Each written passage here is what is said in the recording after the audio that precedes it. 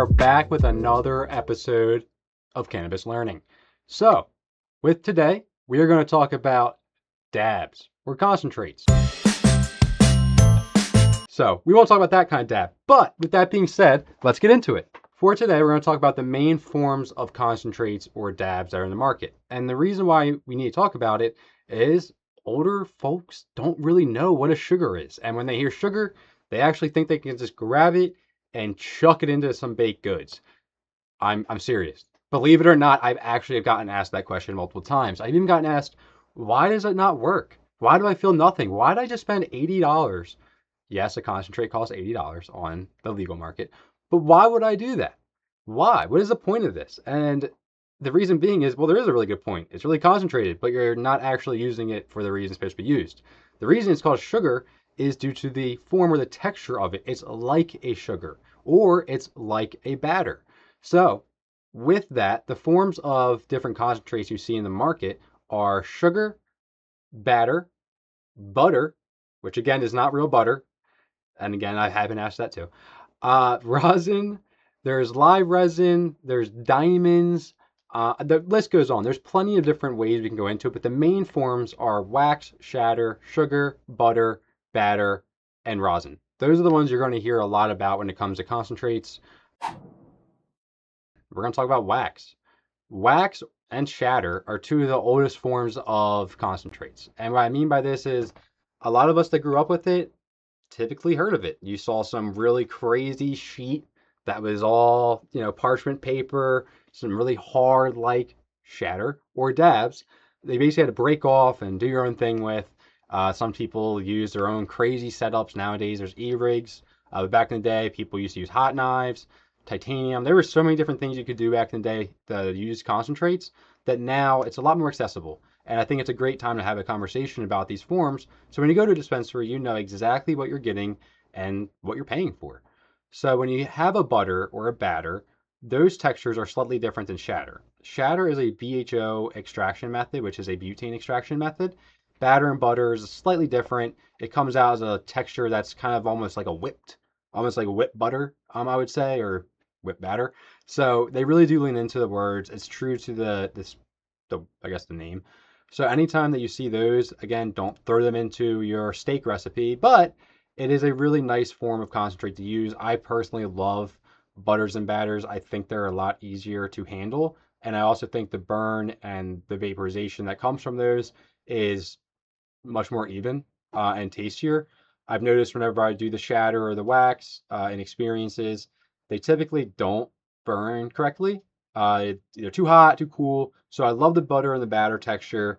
With that being said, you also hear a lot of people like sugar or crumble for the same reason. It's just really easy to handle. Sugar and crumble, just like it sounds, is little, sugar clumped up or concentrate clumped up that looks like a sugar particle or a crumble of like a cookie. And by doing so, it makes it really easy to handle. You just grab it and drop it in. A lot of people love that because you can scoop it really easily. It doesn't really stick to the whatever utensil you're using. Unlike butter and batter, you kind of have to like wipe it off kind of thing because it won't just drop in. Whereas sugar or crumble, you can just plop it right in. So those are probably the best concentrates if you have any arthritis, any hand issues, or really just want to have simple access and simple results. I say that is the best SKU to grab. The other SKUs that we have are live resin. There's also diamonds. I kind of group those two together because live resin is a super fruityful, really potent, extracted, full cannabinoid of the plant. A lot of time with the other extraction methods, you're just getting the THC, you're not getting the full body of the plant.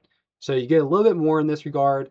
And that's kind of why a lot of people prefer live resin because you get more terpenes, you get more fruit flavors, more of that cannabis flavors too. So people love that. On the flip side, you get diamonds, which I kind of grouped them together for this reason because diamonds are really concentrated versions of THC. It's just THC particles that really clumped up together and made a diamond because THC is very clear. So when you have it together, it looks like a diamond and then surrounded by sauce.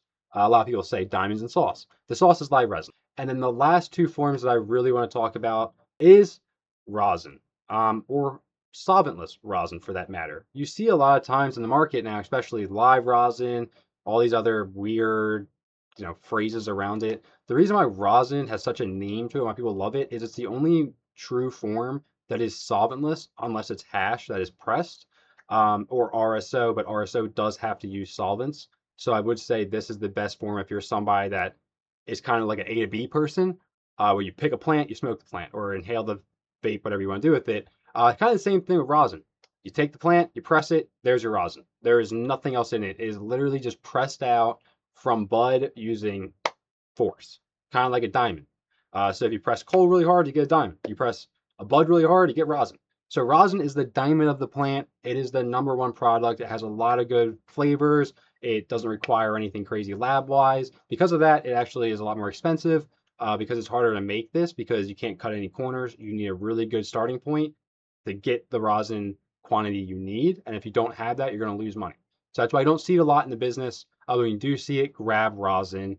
Obviously, there's other forms you can go into. We'll see them for another video, but a few of them are like temple balls, which is like a hash ball. You have other things in market like distillate, RSO, syringes, FSO. So we can get into all those another time, but as far as a dab or concentrate video go as forms, this is going to be your quickest touch point, especially if you're new to the industry. I highly recommend watching this before you go to a dispensary because you will waste your money. It does get confusing, especially working one for a long time. And if you're older, all these terminologies are new. You used to just see people doing this stuff and you say, whoa, that's too much. I just want to do flour. When you start bringing all these other stuff, it gets a little, crazy as far as it looks. But nowadays, we've evolved. The industry has evolved. Concentrates are no longer looked at in that stigma, but they still have a learning curve. So if you're new to the game, if you're new to dispensaries, if you're new to cannabis, I'm glad you watched the video. I really hope this helps you out as far as knowing the forms of concentrates. If you have any questions, shoot down in the comments below. Hit me with a like, subscribe, and I'm down to make any video you guys want to see. So anything at all, let me know what you guys want to know more about. And with that, I really appreciate it. Have a great week.